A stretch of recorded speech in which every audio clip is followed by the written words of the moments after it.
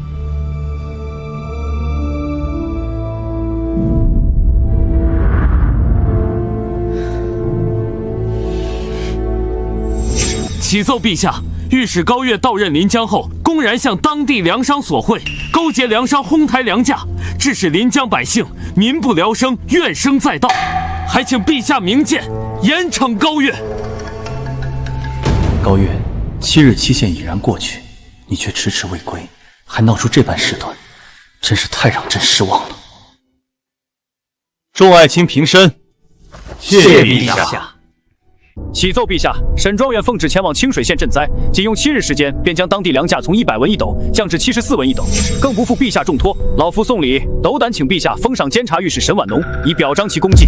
陛下，商人重利，趁灾荒发国难财，本是常事，难以管控。但沈状元仅凭一己之力，7日之内便稳定清水县粮食，安抚百姓，此等才干与手段，令人叹服。末将也斗胆请陛下立沈状元为天下官员典范，号召各地官员向其学习。臣附议。高岳呀，高岳，你到底在干什么？怎么还不回长安？再晚就来不及了。高岳到底有什么好的？陛下为何始终对他念念不忘？我才是那个配站在陛下身边、附着陛下的人啊！陛下，清水县与临江县相距不过几十里地，沈状元已然办完差事，如期回朝复命。想来高岳也应该快回来了吧？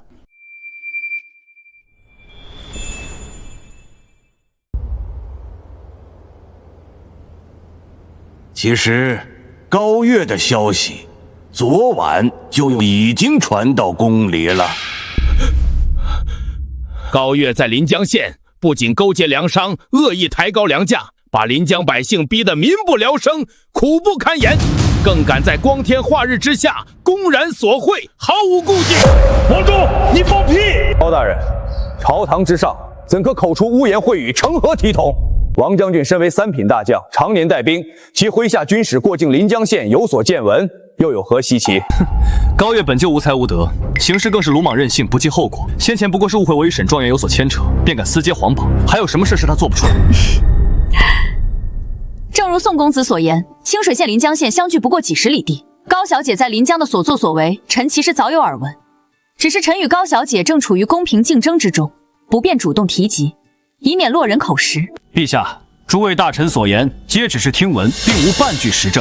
臣以为，不如等高岳姑娘与上官统领回宫之后，当面对质，再做决断也不迟。陛下，臣知道您老与高老国公似有交情，私交甚厚，可也不能这般不分青红皂白，一味偏帮高家吧？臣一个人听说，可以说是道听途说，不足为信。可如今这么多大臣都有所听闻，难道天下人都是瞎子，都是聋子，都在故意污蔑高岳不成？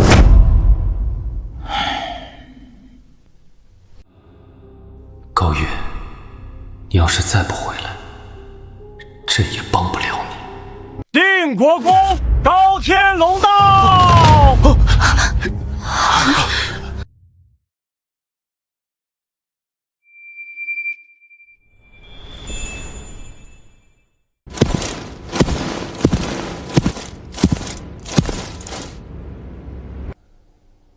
老臣高天龙拜见陛下。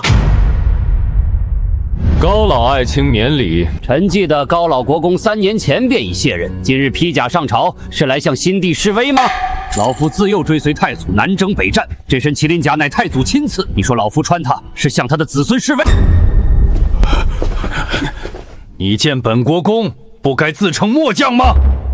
是，末将见过高老国公。根据本朝礼制，卸任勋贵未经召见，不得入朝。礼部尚书，若你非要讲理智，本国公便请出太祖所赐刻有如朕亲临，可先斩后奏的大刀，与你理论。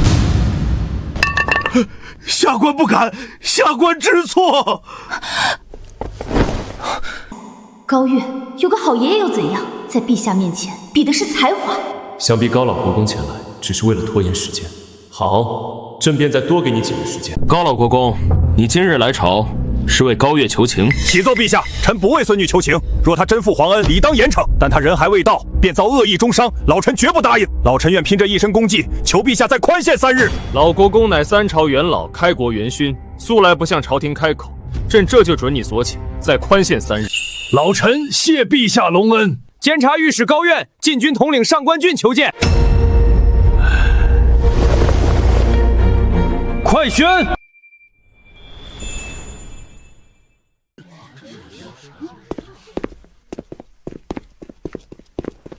臣。爷爷，好帅啊！简直帅得我想当场为您吟诗一首。您这是要出山当元帅吗？要打谁，我给您当军师，保证把对面元帅坑得哭着来求您。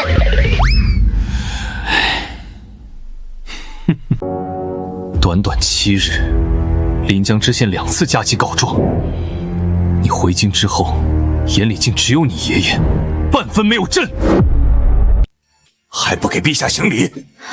拜见陛下。朕让你起来了吗？跪下！肯定是看了杜江的奏报，又听了这些渣男绿茶的挑唆，跪就跪。待会儿我就让你求着我起来。好，天子一怒不得了。高月，你当真以为朕不敢杀你？高月，不许对陛下无礼！小女年幼无知，不懂规矩，还请陛下恕罪。都敢勾结粮商，搜刮民财了，还敢说年幼，分明是心术不正。我就说嘛，她本就是个无才无德、不知天高地厚的女人。你们，高月，你自己找死！就算有你爷爷在，也救不了你。陛下，臣有话要说。说。启奏陛下，自高大人抵达临江之日起，仅用7日时间，便将当地粮价稳稳压制30文1斗。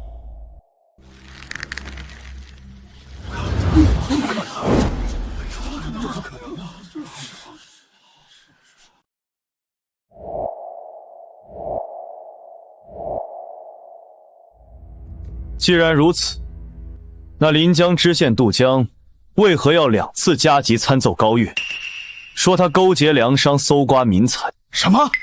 陛下早就收到临江知县的加急参奏了，那陛下为何？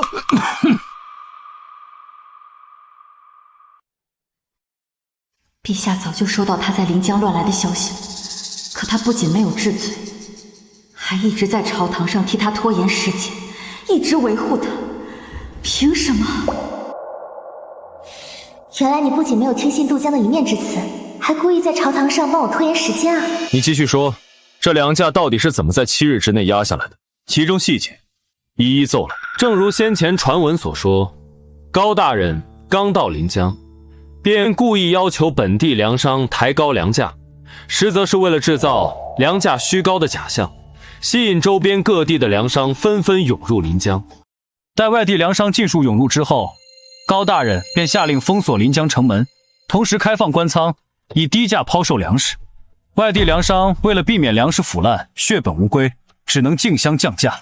然后，本地粮商见外地粮商降价，担心自己的粮食卖不出去，也只能跟着降价，以此抢占市场。好计，真是好计呀！别跪着了，起来说话吧。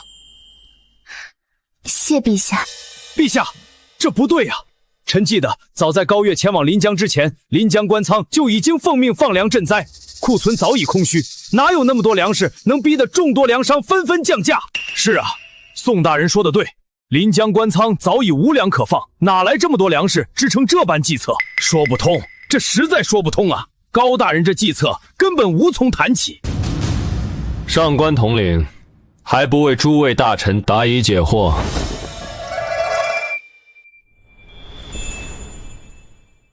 首先，高大人连夜命人用粮袋状填满泥沙，待到白日便装作朝廷运粮队，在临江县衙门口公开卸货，故意制造官粮充足的假象。其次，我们每一次下调官粮价格，放出的官粮大多被粮商抢购一空，而高大人则用卖粮所得的钱收购粮商们再次降价后抛售的粮食，循环往复。原来如此，竟是这般妙计。这便是民间所说的空手套白狼啊，4两拨千斤，妙不可言。老高，不愧是你的亲孙女儿，竟能把行军打仗的兵法活用到商战之上，厉害！许相过誉了。别跪着了，起来说话。不急，还有人没发难呢。陛下，30文1斗的粮价远低于市场价40文1斗。虽说此举有利于安抚灾民、稳定民心，可长久这般下去，粮价过低，农户无利可图，日后便无人愿意种地了呀。王将军，古奸商农的道理，高大人怎会不知？他此举只是为了暂用奸商之财，扶持灾民渡过难关而已。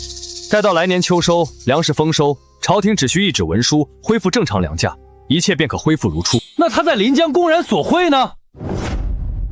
高大人在临江所收的银两，1文钱都没有揣进自己的衣兜，而是全部用来修缮临江县衙的破损房屋，以及加固濒临决堤的河堤。陛下，返程途中，臣也曾问过高大人，为何不直接将这笔银两用来赈济灾民，反而要耗费心力修缮县衙？高大人说，不能让灾民长期依赖朝廷赈济，不劳而获，要让他们靠自己的双手赚钱生活，用劳作换取粮食与银两，这便是所谓的以工代赈。好一个以工代赈，既解了当下的灾民之困，又能让百姓自食其力。高爱卿，你果然没让朕失望，看来宋公子所言不实啊。高爱卿并非胡乱接朕的皇榜。高爱卿，快平身，接受朕的封赏。不急，陛下，臣还有一笔账没和陛下算呢。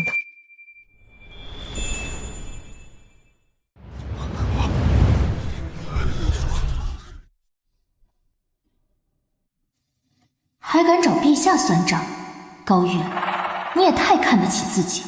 今日就算有你爷爷护着，你也难逃责罚。陛下，高月此举大逆不道，对陛下大不敬，目无君上，还请陛下严惩，以正朝纲。高月，你仗着赈灾有功，便敢如此放肆，公然对陛下不敬，简直罪大恶极，罪该万死！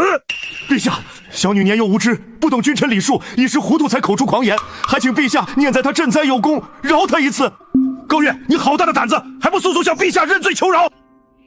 高老国公，太祖高皇帝临终前曾赐你对大前后世君王免贵之权，先皇尚且不敢抗旨，朕怎敢有违？况且朕也想知道，高爱卿要和朕算什么账？月儿，爷爷应该相信你，就像相信你在临江赈灾绝不会胡来一样，相信你自有分寸。可你又怎能当着满朝文武的面公然说要找陛下算账？这可是大不敬之罪呀！接下来，朕要和高月算账，你们谁敢多说一个字，死！我就不信了，你这般放肆，今日还能活着走出这皇宫大殿？高月，现在殿内只有你我2人可以说话，说说看，你要和朕算什么账？谢陛下。你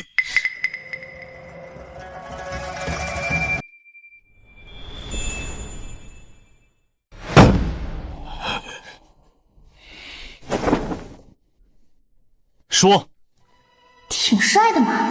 我想什么呢？现在不是欣赏美男的时候，我得让他明白，混得再好，地位再高，也要懂得低头。敢问陛下，臣公奉旨回朝面见陛下，是否应当先行跪拜问安？不错。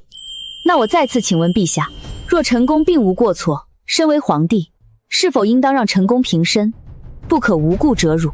这个高月闹了这么久，原来是要和朕算无辜让他长跪的这笔账。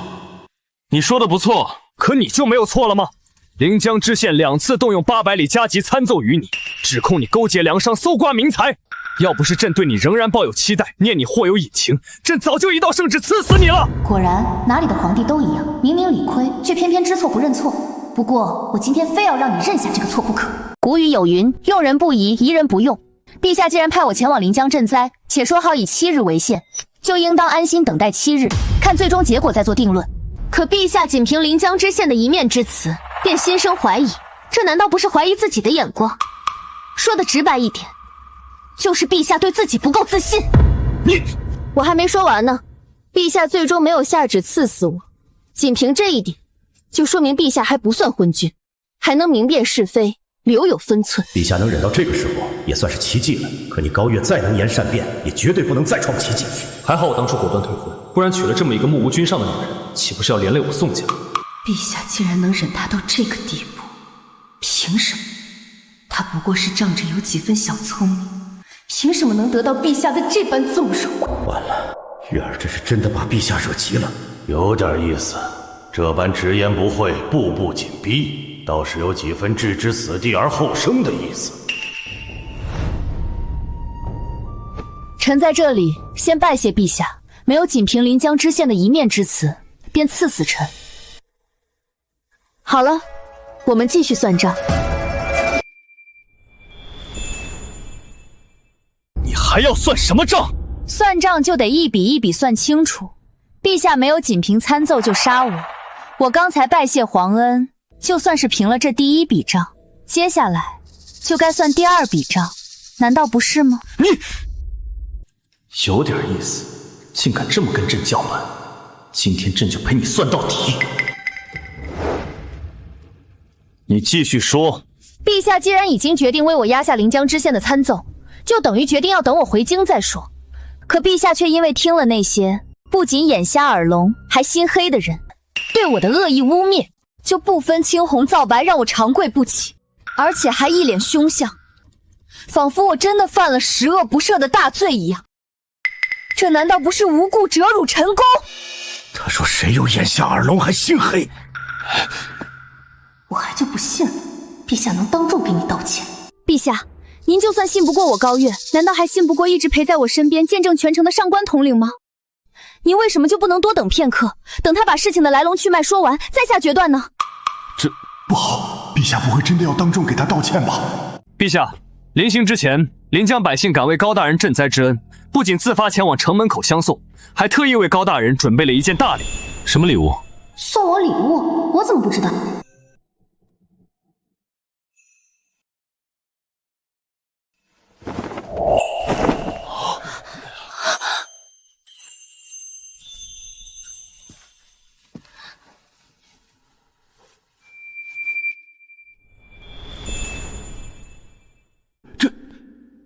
这是万民披风。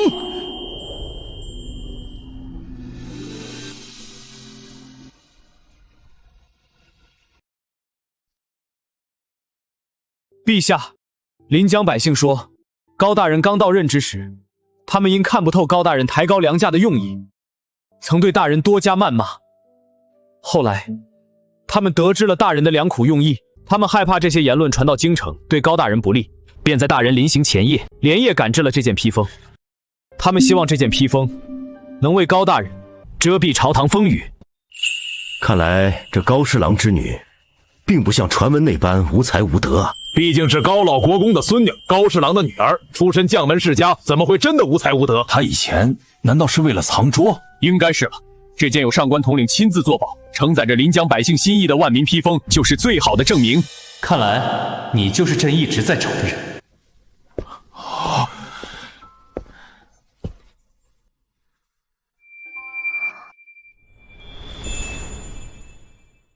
皇帝竟然亲自拉他起来，这哪里是创造奇迹，这分明是创造了天大的奇迹啊！他为了让我回心转意，竟误打误撞地创下这等奇迹。陛下不仅不治他的大不敬之罪，还要亲自拉他起身，凭什么？他不过是运气好，凭什么能得到陛下这等青睐？陛下已经让步至此，说是他敢拒绝陛下的好意，必定会惹恼陛下。高大人，朕已经亲自下来拉你了，你还要端着架子不肯起身吗？你虽然嘴上不肯低头认错，但你主动走下龙椅，脚下的土地已经和我齐平了。这么看来，你不仅长得帅，还有点可爱哦。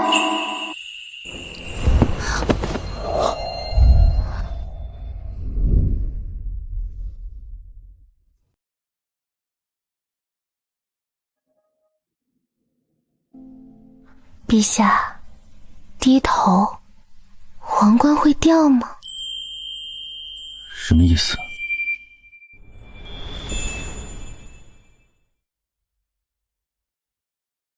你猜？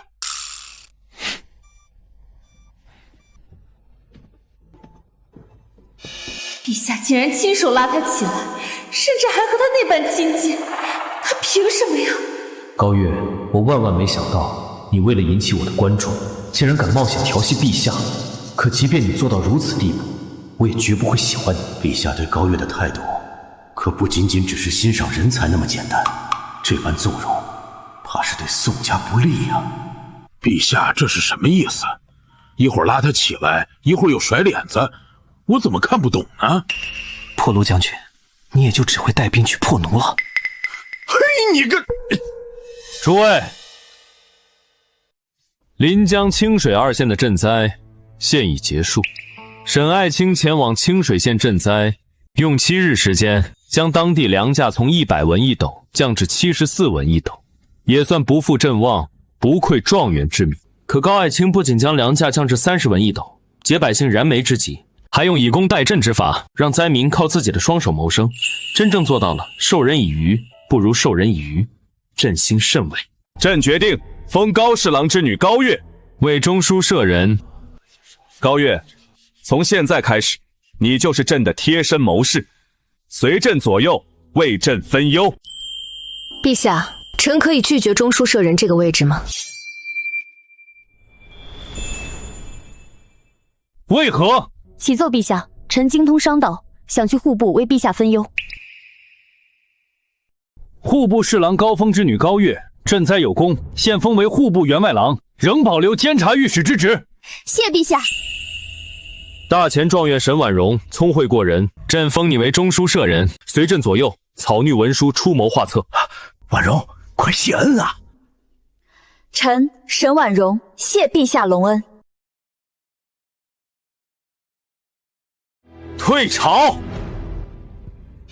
这高冷帝王也有变收起小媳妇的时候，还别说，怪可爱的。给皇帝当小蜜的好事，让给你了，不用谢哦。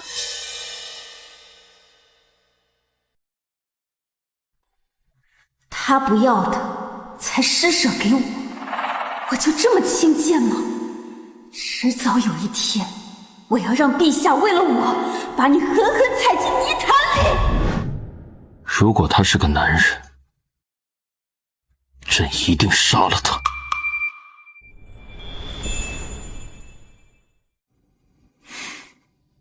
因为她是女子，所以你想纳了她，有何不可吗？陛下，臣以为您与高大人不合适。上官俊，不会说话的时候，你就不要多话。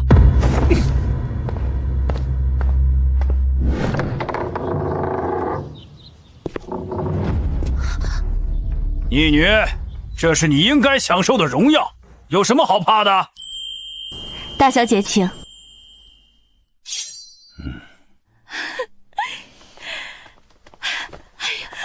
我的好女儿可算出息了，以后在那些贵妇的茶话会上，我终于能扬眉吐气，好好炫耀我的女儿了。这个欢迎仪式是特意安排的，可母亲脸上的扬眉吐气，爷爷和父亲眼底的骄傲，还有下人们眼里的尊敬，却都不是演出来的。这也足以见得，从前的那个高月，真就是一个让家人蒙羞，只会追着男人跑的花痴恋爱呢。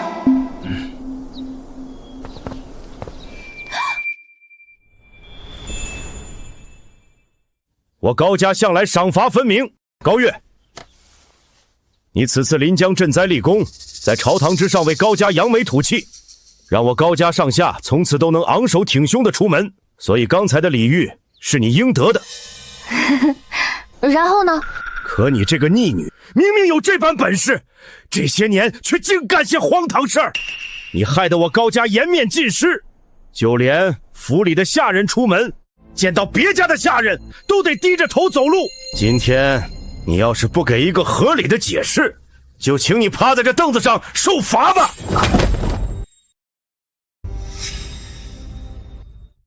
看得出来，爷爷和母亲都没想真的收拾我，只是想借着今天之事让我给个合理的解释。也就只有你这个老登，一门心思要跟我算旧账，真想给我来个所谓的赏罚分明。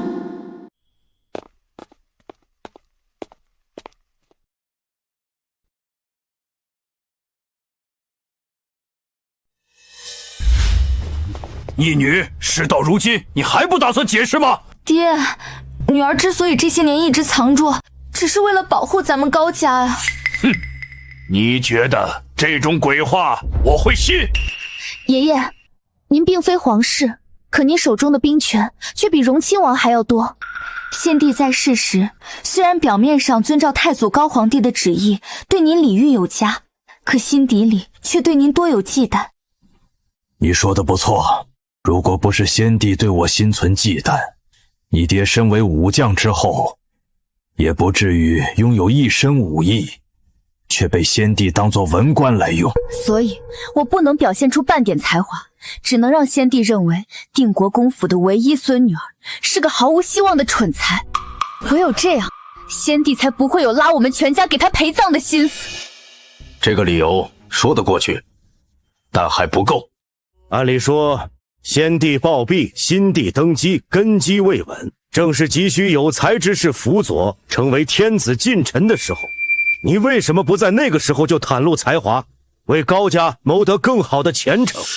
父亲大人，您可曾听说过有一门名叫以彼之道还施彼身的功夫？世上还有这样的功夫？你过来！原来是你害玉儿在新帝登基的关键时候，连才华都不敢展示。是你让我在一众贵妇面前这么久都抬不起头，该打，该打！逆子，你还有脸叫玉儿逆女？爹，不是这样的。您今日亲眼所见，他连陛下的赐封都敢拒绝，哪里胆小，哪里怯懦了呀？逆子，还敢顶嘴！哎呀，你个逆女，你是真的心狠手毒，你连亲爹都算计啊！爹，这就叫做以彼之道还施彼身。我明明是为了保护高家才故意藏拙，爹却真的以为我不争气，每天不是追着我骂，就是追着我打。就宋庆州来退婚那一次，我不也是为了躲爹的打骂才爬上房的吗？娘也都看到了，我不过是接了个皇榜，爹就气得要劈死我。我哪里敢在陛下登基之初就贸然展露才华，只怕我还没来得及展露半分才华，刚说一句我有才，爹就得一巴掌把我打飞了。爷爷，爹年纪也不小了，下手轻点，可别真把他打坏了。瞧瞧，月儿还知道为你求情，多懂事的女儿！看在月儿的面子上，老子今天就饶了你这一次。爷爷，那我回房了。月儿，荣亲王向来将我定国公府视为眼中钉、肉中刺，你可有应对之法？我有一计，可让荣亲王一家满门抄斩。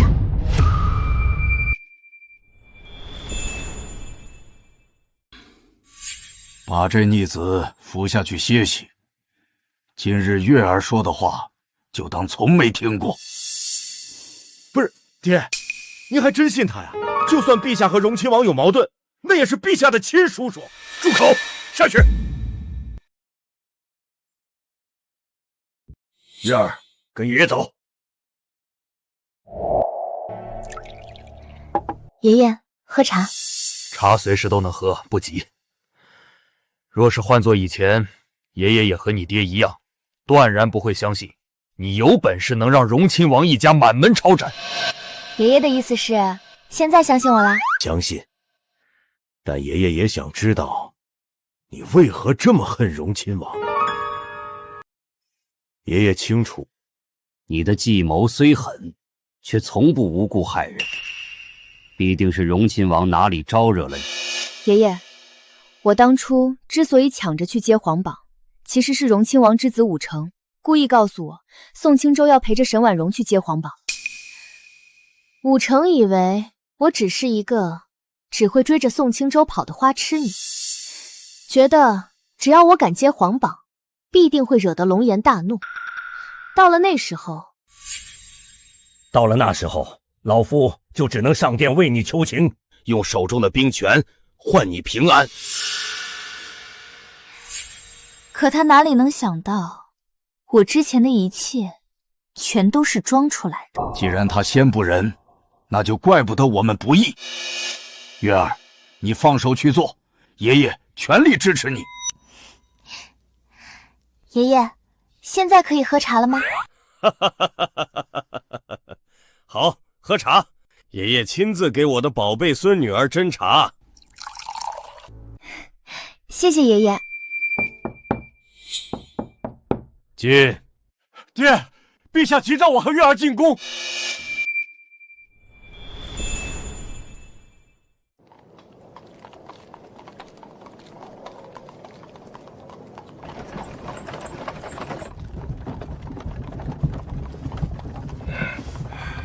你爷爷和你说了什么？爷爷不是特意叮嘱过，让你别多问吗？你，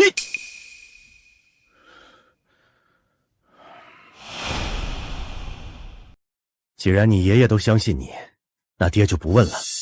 你放手去做，爹也全力支持你。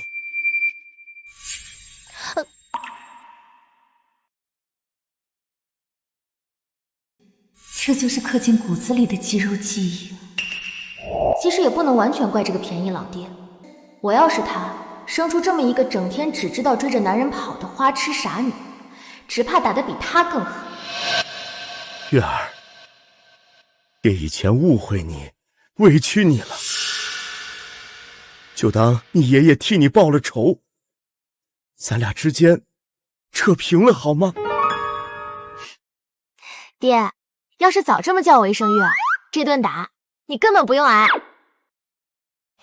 其实王忠之前处处针对你，背后也有荣亲王的影子。如今我们定国公府和荣亲王府早已是水火不容，势不两立。只要你真能解决掉这个麻烦，爹就算被你爷爷打死也心甘情愿。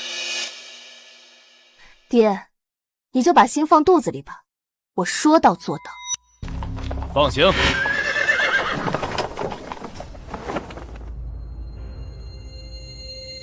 本官乃是陛下亲封的中书舍人，速速放行。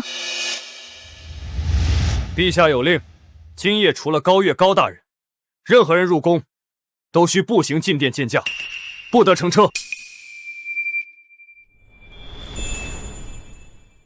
明明我才是陛下亲封的中书舍人，凭什么让他高月乘车入宫？陛下深夜急召，必定是大前有要事发生。高月，这一次我一定要把你比下去，一定要让陛下看清，我才是他真正要找的人。婉容，你是陛下亲封的中书舍人，陛下深夜急召，你本该乘车入宫，尽早见驾才是，怎么还在这里步行呢？陛下虽特许我乘车入宫，但我才刚刚晋升中书舍人，还是步行入宫，以表对陛下敬重为好。还是婉容考虑周全，心思缜密。不愧是我大前第一女状元，既有才学，又懂礼数。陛下迟早有一天会知道，沈状元才是我大前真正的第一才女，绝不是她高月能比的。陛下还在等着我们，别耽搁了，赶紧走吧。陛下驾到！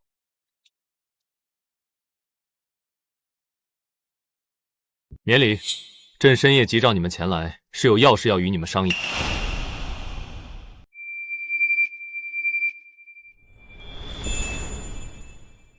还说以前的花痴是装的，我看是花痴的对象换成了陛下还差不多，竟敢当着我的面用眼神调戏陛下，简直是胆大包天。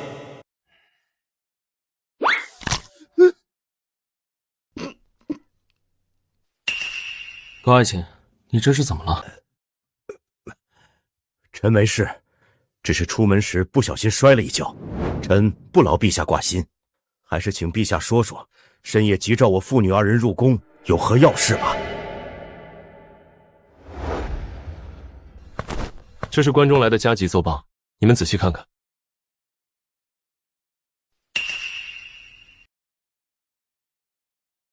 陛下，宋家父子沈状元还有王老将军到了。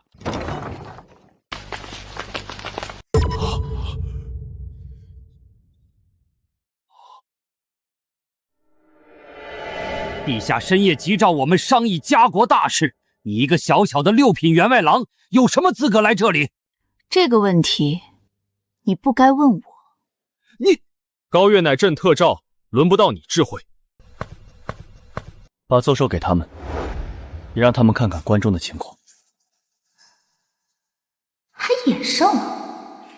中书大人学识渊博，想必能有应对之法。我们等你高见哦。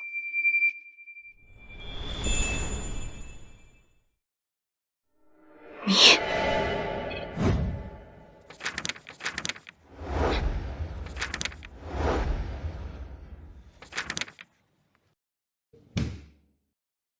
都把眉头皱着做什么？朕召你们前来是让你们出谋划策，解决蝗灾之患的，不是看你们在这里皱眉头的。陛下息怒，自古蝗灾便难以防范，如今关中突发蝗灾，实乃天罚降临。为今之计，也只有尽快筹措粮草，运往关中，以备灾用。天罚？宋大人难道是说，这场蝗灾是上天对朕这个皇帝不满，特意降下的惩罚？老臣不敢。关中大地不仅是我大钱的粮产要地，更是数百万百姓的聚居之地。一旦蝗虫肆虐，粮食绝收，必定会民不聊生。你们若有良策，尽管说来，说错不罚，说对有赏。陛下，自古蝗灾都伴有灾民造反，所以老臣认为，除了征调粮草运往关中赈灾之外，还应立刻部署大军，如有灾民哗变，可及时镇压。陛下，眼下蝗虫尚未大举爆发，若此时直接派兵前往关中，只会引起灾民恐慌，反倒适得其反。更何况大军一动，所需粮饷数字巨大，与其如此，还不如全力筹措粮草赈灾。高爱卿说的对，事情还远没有到需要派兵镇压的地步。既然本将军的法子不行，那高大人倒是说说你有什么高见？本官目前尚未想到办法，但派兵镇压绝对是糊涂之举。你够了！朕叫你们来是商议对策的，不是让你们在这里吵架的。沈婉容，你是大前第一女状元，可有良策？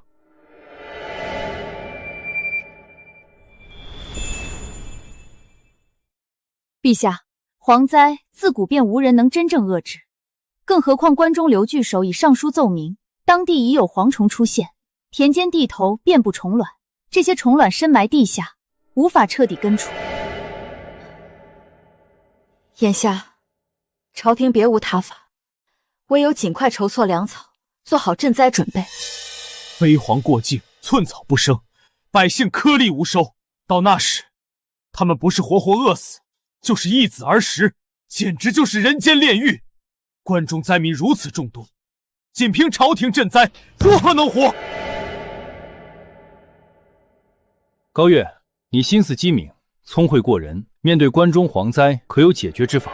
陛下，她这么一个黄毛丫头，只怕连蝗虫长什么样都没见过，她能有什么解决之法？臣敢断言，她若是能想出根除蝗灾的法子，老夫便直接舔遍长安所有茅坑。王老将军，男儿一诺胜过千金啊！老夫言出必行。好，那我这个黄毛丫头就等着老将军言出必行。你奇怪，我怎么突然就心虚了？宋大才子，沈大状元，我可给你们机会，让你们先说了哦。陛下，臣有一计，可令关中所有蝗虫全军覆没。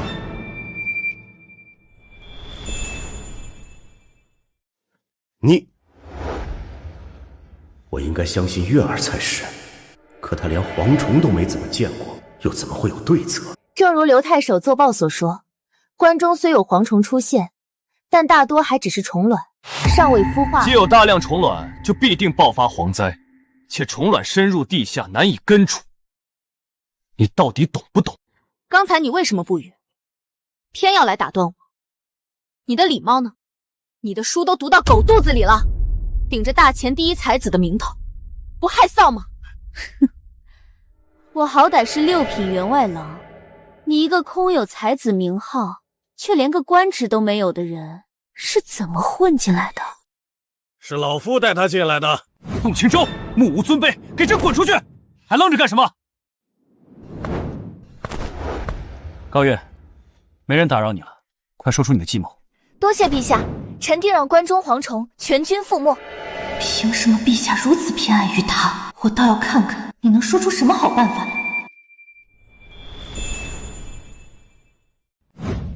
陛下，臣有3计，3计齐出，必能让关中蝗虫全军覆没。这第1计便是抓。如何抓？详细说来。朝廷颁布圣旨，百姓只要田间地头抓到蝗虫，均可按一定比例兑换粮食。此旨一出，百姓以皇宫计策，主动换粮食，百姓必能积极响应，主动捕蝗。本将军还以为高大人能说出什么妙计，没想到竟如此可笑。你这黄毛丫头，怕是从没见过遮天蔽日的蝗灾吧？一处田地，蝗虫只需片刻功夫便能席卷一空。如今关中蝗灾虽未爆发，可田间蝗虫已不在少数，捕捉谈何容易？况且粮食兑换比例过低，百姓不会响应；比例过高，朝廷又难以负担。你这计策根本行不通。再者说了，朝廷要这些破蝗虫有什么用处？谁说蝗虫无用？哼！陛下，臣的第1计需与第2计配合使用，方能生出奇效。哼！你这嘴比老夫的长枪还硬。王老将军，不要插话，让高月说下去。是，陛下。高月，你的第2计是什么？臣的第2计便是一个吃字。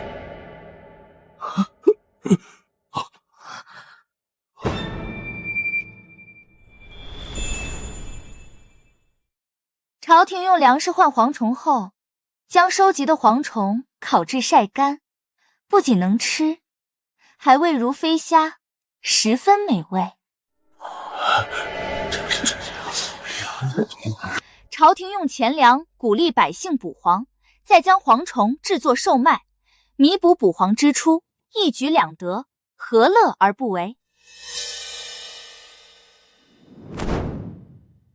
陛下，此计乃祸民之计，万不可行。为何不可行？臣虽未见过蝗虫，却博览群书，书中记载，蝗灾过境，百姓颗粒无收，饿极了就捕蝗充饥，吃得少还没事，吃多了便会腹泻不止，虽不致死，却也足以证明蝗虫有毒，断不能推广食用。高大人若是不懂，我可以教你，但请不要再出这种祸国殃民的馊主意。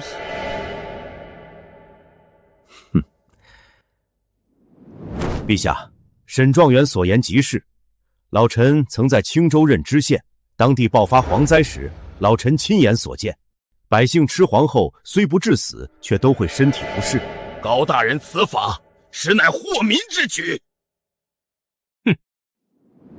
陛下，高月尽出昏招，还请陛下降罪责罚。月儿这计策确实欠妥，也罢，收蝗虫的钱粮我定国公府来出。陛下，小女考虑欠短，我定国公府愿出钱收蝗，即便砸锅卖铁，也必为国分忧。高月能为国献策，本就该鼓励，朕怎能让你定国公府独自承担？这个便宜老爹，终于配得上我这声父亲大人。父亲大人，月儿绝不让你输。就凭你这句话，我也不会让你输。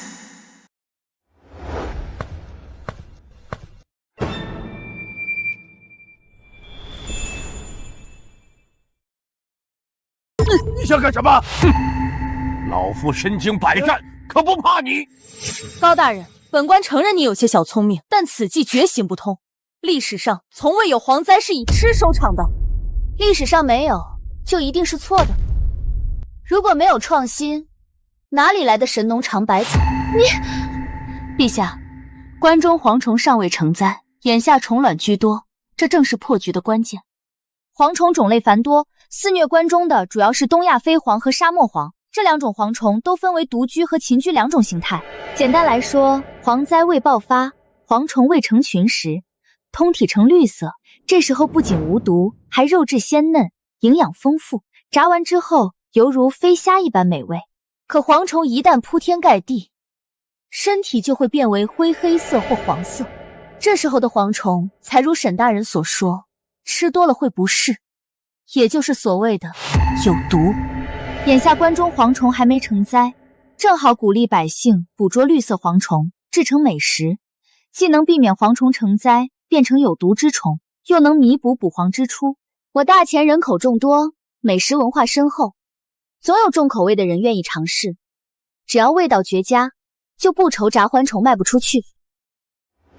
荒谬！蝗虫既是绿色，又怎会凭空变成灰黑色？陛下，此女胡言乱语，妖言惑众，恳请陛下重罚。沈爱卿，蝗虫当真有2种形态。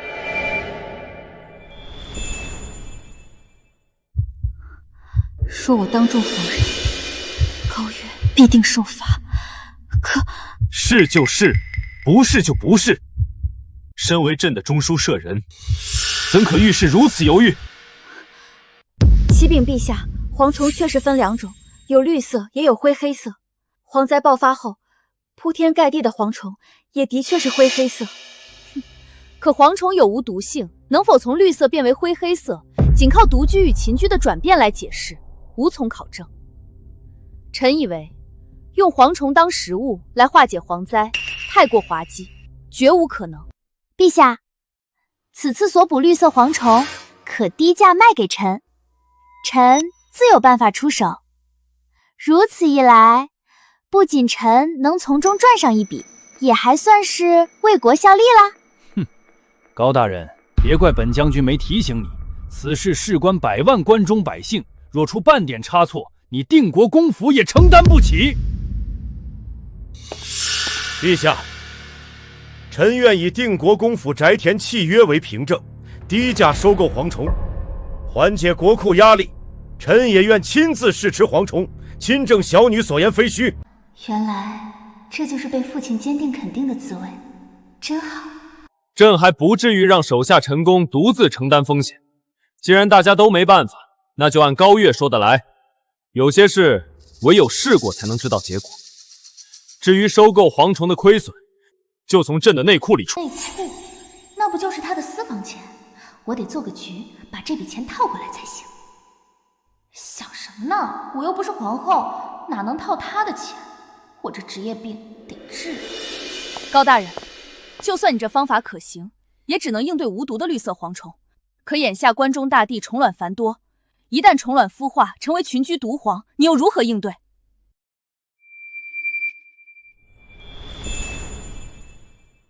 沈状元说得对，那些深埋地下的虫卵，你又打算怎么解决？王老将军，问问题可以，但能不能别老挡着我欣赏？不是，别老挡着我向陛下汇报。我是陛下的臣子，又不是你的下属，没必要事事看着你脸色回答吧。你，黄忠，给朕退下。高月，现在没人挡着你向朕汇报了。这就要说臣的第3计，生物防治，天敌相克了。仔细说说。天下万物相生相克，不管什么动物都有其天敌，就像耗子怕猫，兔子怕蛇，虫子怕青蛙一样。一个地方的生物泛滥成灾，必定是天敌数量太少。蝗虫虽然诡异，但也逃不出这个定律。生物防治便是从这个思路来的。这个思路倒是新奇，或许真能解决关中蝗灾。陛下，臣说了这么久，口干舌燥的，能不能先赐口水喝？赐茶水。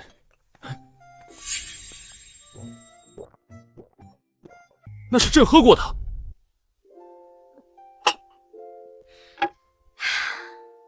没事儿，我不嫌弃。大胆高月，你还敢说嫌弃？你可知道需要立下多大的功劳才能得到这样的赏赐？老夫当年7战7胜，斩获破虏封号，才有幸入皇恩浩荡池，沐浴陛下御用汤池流出的温泉。你寸功未立，竟敢喝陛下杯中水，还口出嫌弃之言。陛下，此女犯大不敬之罪，应当严惩。陛下，小女不懂宫廷礼仪，这才无意冒犯天威，还请陛下恕罪。原来皇恩浩荡是指皇帝的二手温泉水，沐浴皇恩就是泡皇帝的二手温泉水。完了完了，我要是真解决了蝗灾，可千万别让我沐浴这种皇恩啊！还愣着干什么？快跪下向陛下请罪！你还是第一个敢嫌弃朕的人。高月，你的第3计若真能解决蝗灾，朕就破格邀你与朕同赴玉龙池共泡温泉。看他们这反应，这好像还真是无上的荣耀。可我怎么总觉得吃亏的是我呢？陛下，这赏赐能换一个吗？可若解决不了蝗灾，数罪并罚。赶紧说你的生物防治到底应该怎么做？陛下，臣能站起来说吗？起来吧。谢陛下。谢陛下。凭什么？他高月凭什么能得陛下这般偏爱？我倒要看看你这生物防治能不能真的解决蝗灾。我等着看你数罪并罚。启禀陛下，蝗虫成灾需满足2个条件：一是灰黑色或黄色的蝗虫数量足够多；2是它们聚集在一起。这2个条件的达成与天气息息相关。冬天不下雪，冻不死地下虫卵；春天不下雨，土地干旱。蝗虫偏爱干旱环境，可捕食它们的飞鸟却难耐干旱，难以生存。天敌减少，环境又适宜，蝗灾自然会肆虐。天气我们无法改变，但我们却可以增加蝗虫天敌的数量。有些道理啊。陛下，臣的方案是速速在长安周边召集5万只鸡鸭，组成鸡鸭联军，火速运往关中。1只鸡鸭一天能捕食上百只蝗虫，5万只鸡鸭一天便能吃掉1000万只蝗虫，只需10日便可吃掉上亿只蝗虫。10天5000万。陛下，趁现在蝗虫尚未成灾，此计不出几日便能见效。后续即便地下虫卵孵化成蝗虫，也不过是给鸡鸭增肥的饲料罢了。好，此计甚好，既切实可行，又成本低廉。待蝗灾解决。不对，若此计真如此简单，先贤为何从未提出过？这里面必然有问题。你知道你这是什么行为吗？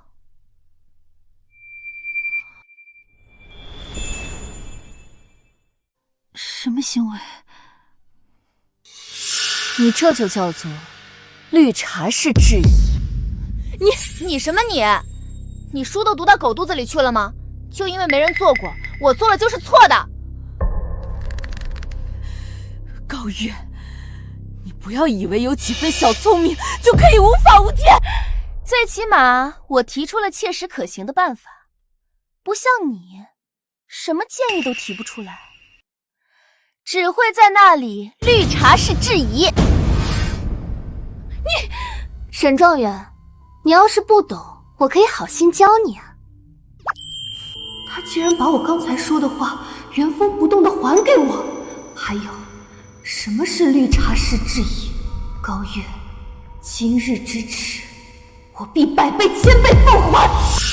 陛下，此计虽然可行，但必须在蝗虫变色之前推行，否则蝗虫成灾带毒，鸡鸭也不会吃了。陛下，高月所言全是他个人见解，毫无史料考证。一旦推行此计，便是拿100万关中百姓的身家性命做赌啊！陛下，万不可轻信呐！朕观史书，蝗灾过境，寸草不生，民不聊生。如今唯有高月一人提出解决之法，朕必须一试。朕乃大钱之主，理当第一个当着百姓的面吃蝗虫，此事所有后果，朕一力承担。陛下圣明，陛下圣明。对了，陛下，臣虽能保证绿色蝗虫无毒，好吃且有营养，但您是大前皇帝，需坐镇长安，大可不必亲赴关中吃给百姓看。此计是你提出，确实你去最为合适。不，臣乃谋士，不善武略。不过臣可以举荐一人，保证可以完成任务。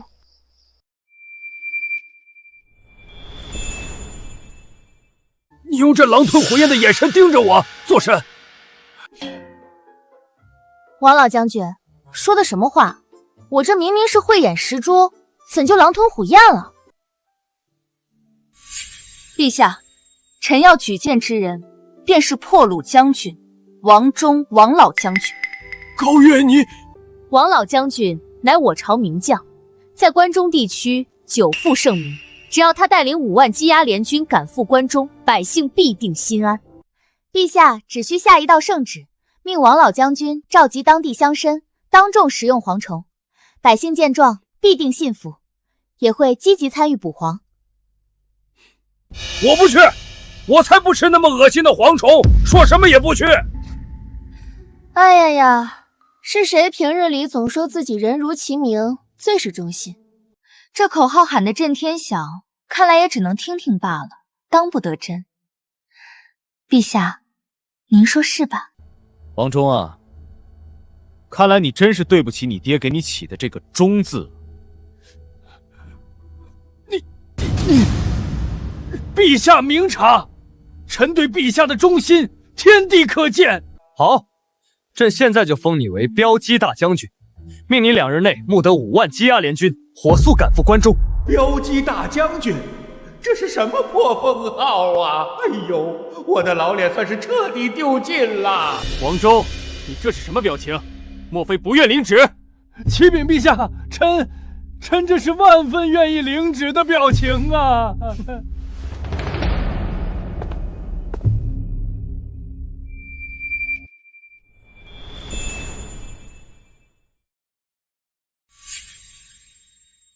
王老将军，朕在长安等你凯旋。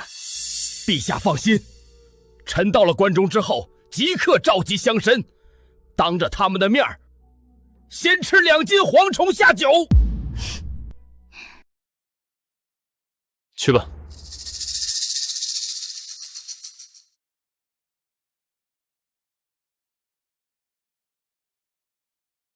除了高月，其他人都退下吧。臣遵旨。臣等遵旨。对了，高侍郎腰上有伤，用朕的龙辇送他回府，务必稳妥。是陛下。谢陛下厚爱。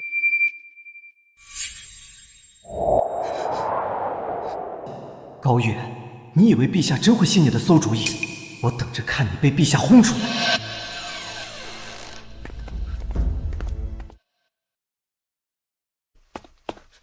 爹，婉容，里面怎么样了？陛下，采用了高月的所有计策。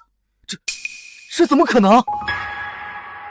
不仅如此，陛下还再次独留高月在御书房，甚至特意用龙辇送高峰回府，恩宠有加呀。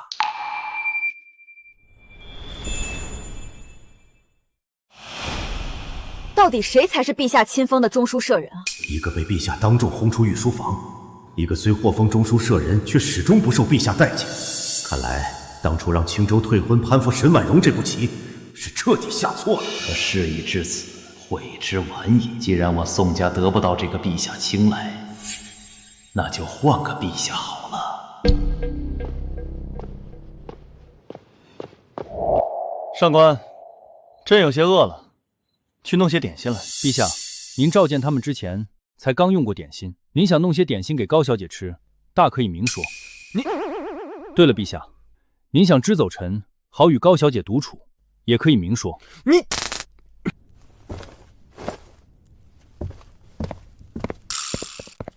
这个上官俊，平时就是个闷葫芦，今天怎么突然话这么多？别听他瞎说，朕不是那个意思。啊，那陛下躲我干什么？朕乃大钱之主，怎会躲你？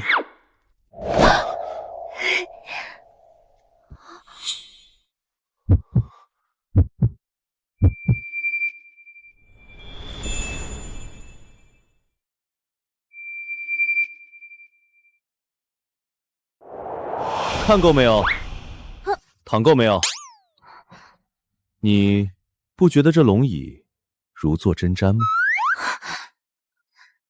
陛下，我不是故意的。那你刚才……不是，刚才逗你是故意的，但坐龙椅真的不是故意的。高月，你简直……坐吧。皇帝竟然要我坐龙椅，这待遇简直……不对，皇帝主动让臣子坐龙椅，可不是什么好事。不行！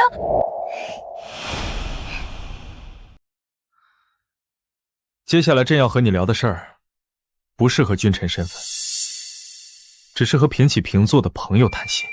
原来是这个孤家寡人遇到难事，想找我开导。说吧，遇到什么难题了？有我在，保准给你出个主意。我有个叔叔，战功卓著，大前近半江山都是他打下来的。可他好大喜功，从不关心百姓民生，所以我的爷爷太祖高皇帝只封他为亲王。我爹驾崩以后，他越来越不把朕放在眼里，甚至私下暗通其他藩王，还暗中结交朝中文武大臣，图谋不轨。几天前，陛下，你说的是隆亲王吧？你是怎么知道的？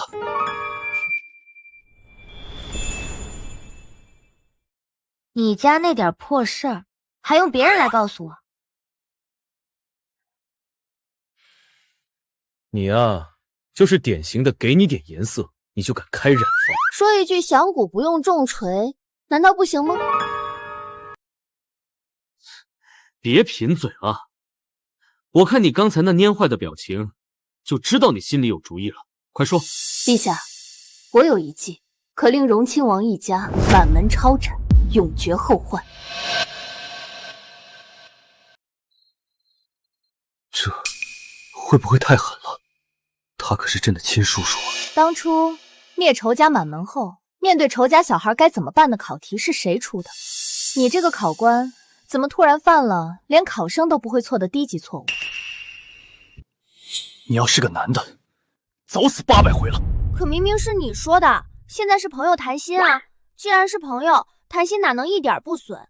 损友才是最好的朋友，好不好？好，你说的对，快说出你的计谋。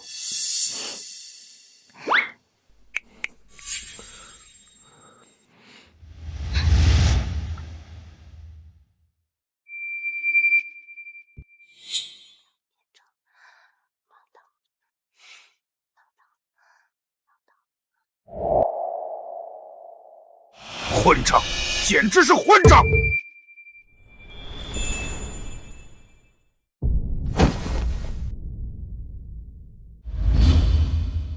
爹，这小皇帝也太过分了！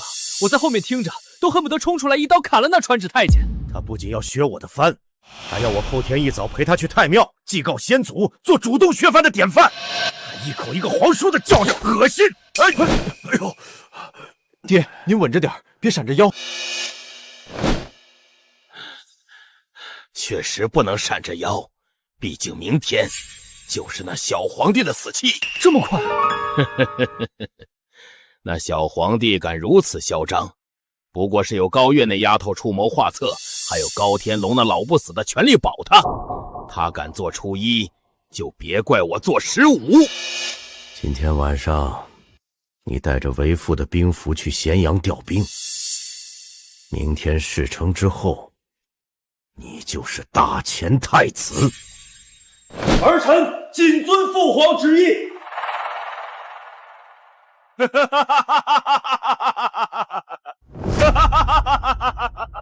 对了，父皇，那高月很是貌美，我想留着。另外还有那沈婉容，我也想。个不成器的东西，事儿还没办成，惦记着女人。你们越漂亮的女人越歹毒，高月那丫头能留吗？还有沈婉容，空有状元头衔，留着浪费米饭吗？爹，我错了，我把事办成了再想。这要是当了太子，大前不得20而亡？等我登基之后，还得想办法再生一个才行。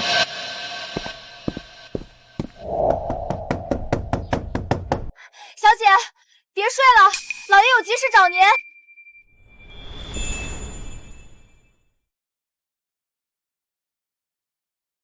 爹，您找我呀？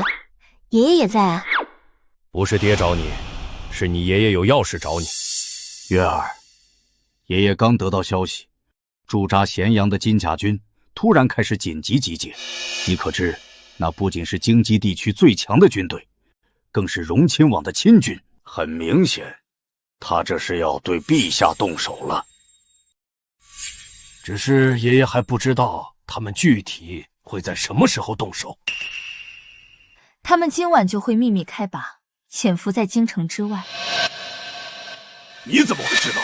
因为他们不过是我手中的棋子罢了，自然是我这个棋手让他们怎么做，他们就怎么做了。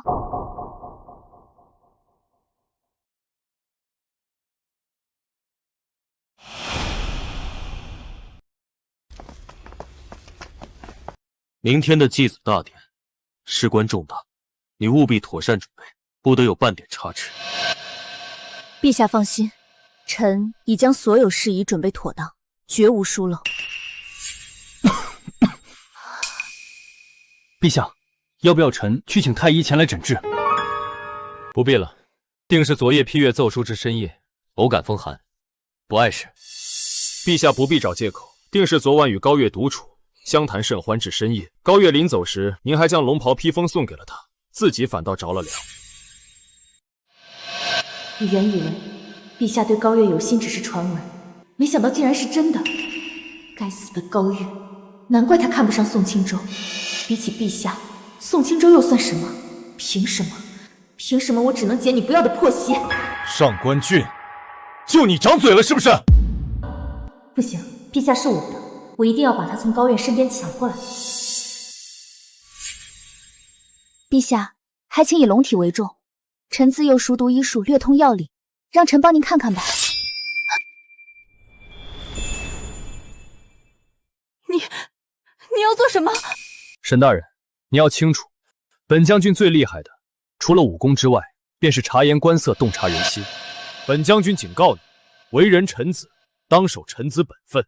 若是想发浪，别打陛下的主意，找你的宋清舟去。下官僭越了。你去太医院，替朕拿一副治风寒的药来。是，陛下。陛下，臣看您面露愁容，是想高月了吧？你今天的话是不是太多了？那臣不说话，这就去把高月找来陪您说话。高月，好啊，你再去御膳房弄些点心，那家伙最是贪嘴。对了，一定要有桂花糕，他最爱吃这个。还有，少放些糖，糖吃多了不好。陛下，您记得这么清楚，还不快去！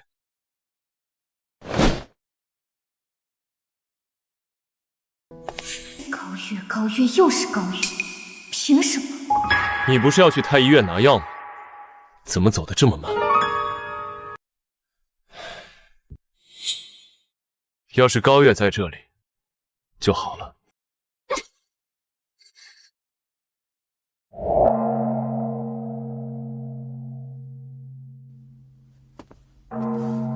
沈大人，这副药您一定要亲自熬制，再盯着陛下喝完。如此一来，生米煮成熟饭，旁人纵有闲话，也无济于事。李大人放心，若本官日后能入主后宫，定少不了你好处。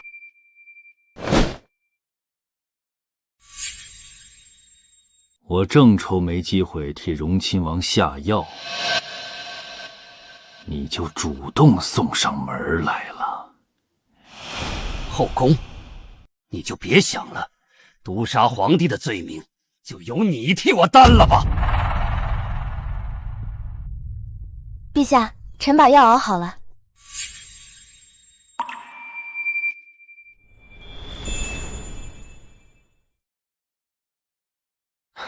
好吃吗？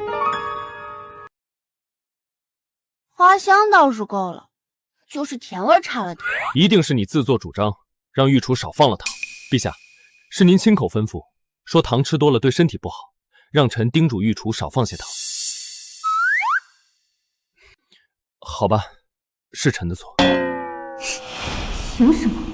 陛下对我视若无睹，冷言冷语，对他却这般百般讨好，温柔纵容。陛下，药已经熬好了，请您趁热服用。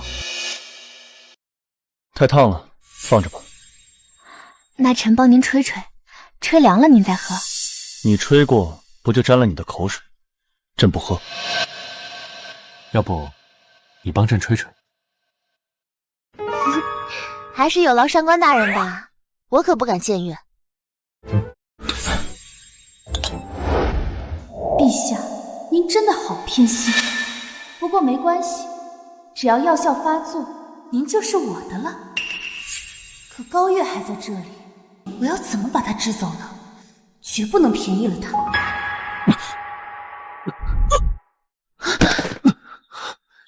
有毒，药里有毒。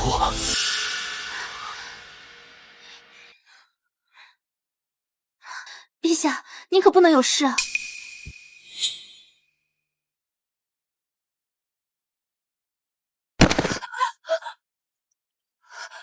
怎么会这样？我只是手买卖梨台，遗下了合欢伞，我没想要陛下的命啊！沈绿茶，你想进宫当妃，想疯了吗？还不是因为你，每次都在我最关键的时候出来抢走本该属于我的一切。我抢你什么了？你喜欢宋钦州，我一脚把他踹给你；你想当陛下的进士，我直接把位置扔给你，这也叫抢？我冤不冤啊？高月，陛下，您没事了？朕知道有人会给朕下药，却万万没想到，你也要给朕下药。来人！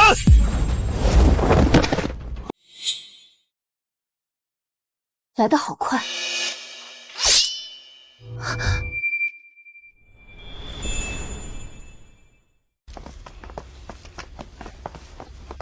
臣太祖高皇帝之子，荣亲王武隆，请陛下退位。你就这么想要这个皇位？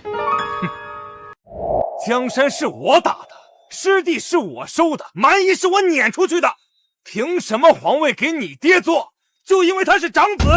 还有你，一个乳臭未干的娃娃，让我给你3跪9叩也就罢了，竟然还想削我的兵权！既然你不识好歹，那我就亲手拿回本就属于我的皇位。你放心，念在叔侄情分，朕会给你留全尸的。你怎么没事？荣亲王是吧？你往那边看。陛下，您是仙妆中毒，然后转身就把药给吐了。原来是你这个心比臭水沟还黑的贱人在背后捣鬼。不过你就算能帮他躲过初一，也躲不过15。今天这御花园就是你们的葬身之地。太子，动手，送他们上路。哼，臭护卫，待会儿再送你们主仆2人上路。你这女人虽然傻的被人当枪使都不知道，但姿容还算不错。只要你乖乖伺候本太子，本太子就留你做个贴身宫女，怎么样？畜生，你休想！我就算是死，也要为陛下而死！混蛋玩意儿，正造反呢！你脑子里能不能装点正事？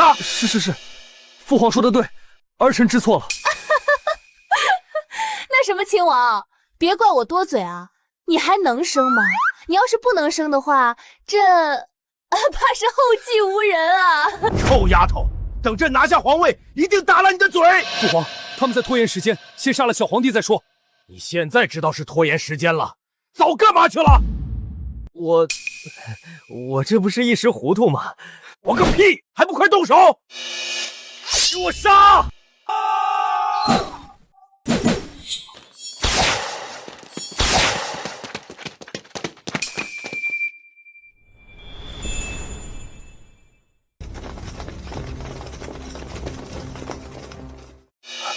不好，中计了！你去拿下小皇帝，我去对付这高天龙父子。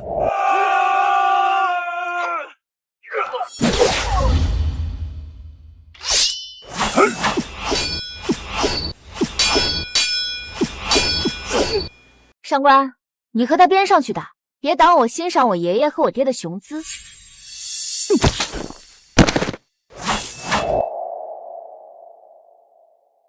好帅啊！我今天总算是见到活的宝刀未老了。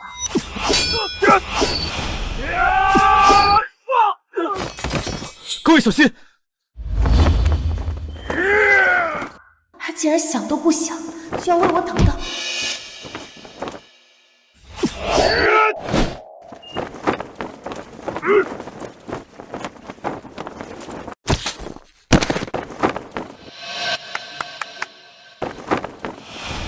看傻啦？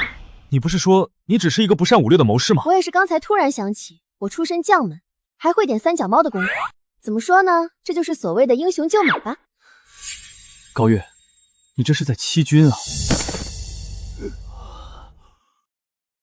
我的计谋天衣无缝，怎么会反遭算计？那小皇帝没有这样的谋虑，一定是你！你到底怎么做到的？回禀王爷，我只是对陛下说了一段悄悄话而已。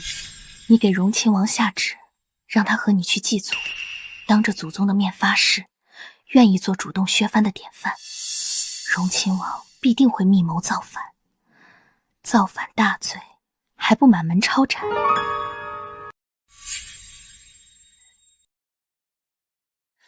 具体怎么做？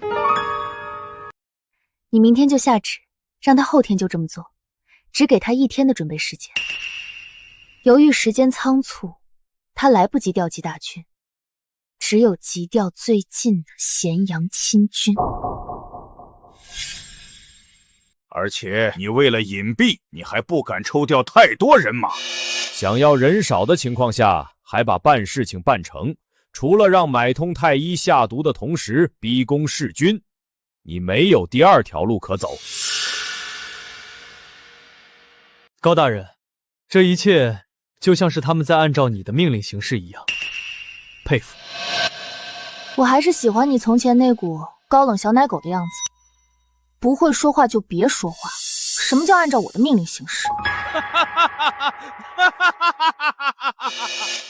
栽了！想我舞龙戎马一生，竟然栽在了一个黄毛丫头的手上！